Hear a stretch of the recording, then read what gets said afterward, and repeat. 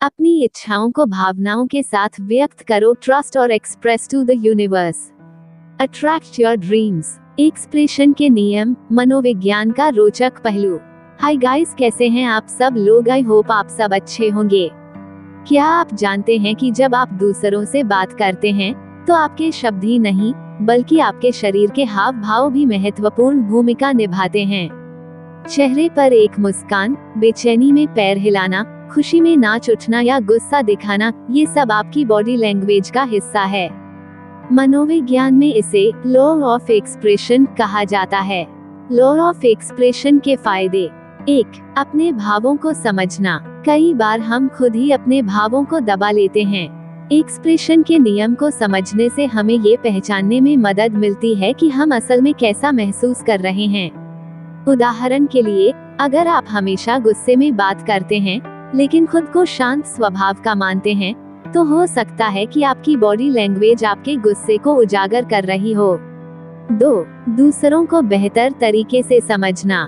दूसरों के शब्दों से ज्यादा उनकी बॉडी लैंग्वेज और हाव भाव उनके मन की स्थिति को बताते हैं।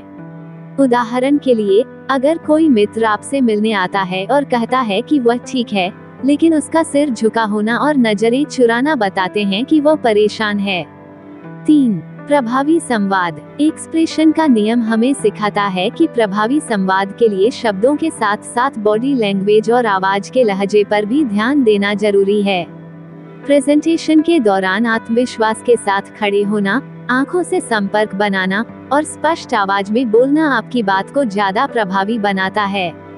4. धोखे को पहचानना। लोग जानबूझकर झूठ बोलते समय नजरें मिलाने से बच सकते हैं या बार बार अपने बालों को सहला सकते हैं।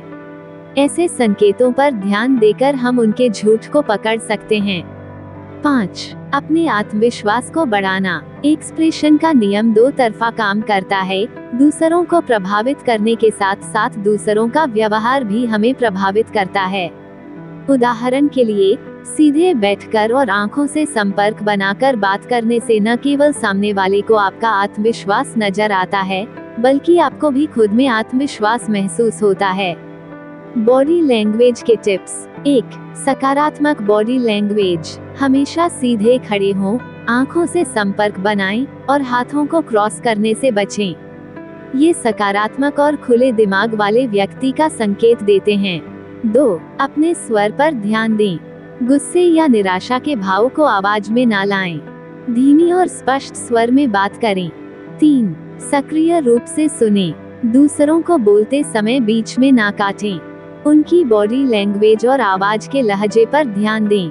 4. ईमानदार रहें। अपने शब्दों और भावों में तालमेल बिठाएं। अगर आप खुश नहीं हैं, तो मुस्कुराकर झूठ बोलने की कोशिश ना करें।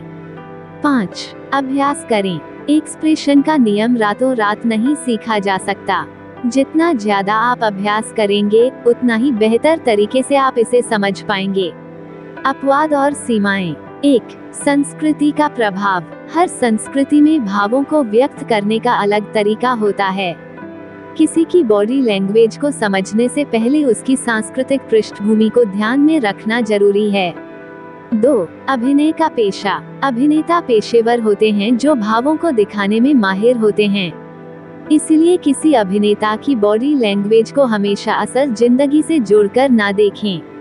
3. जानबूझकर छिपाना। कुछ लोग भावनाओं को जानबूझकर छिपाने में माहिर होते हैं।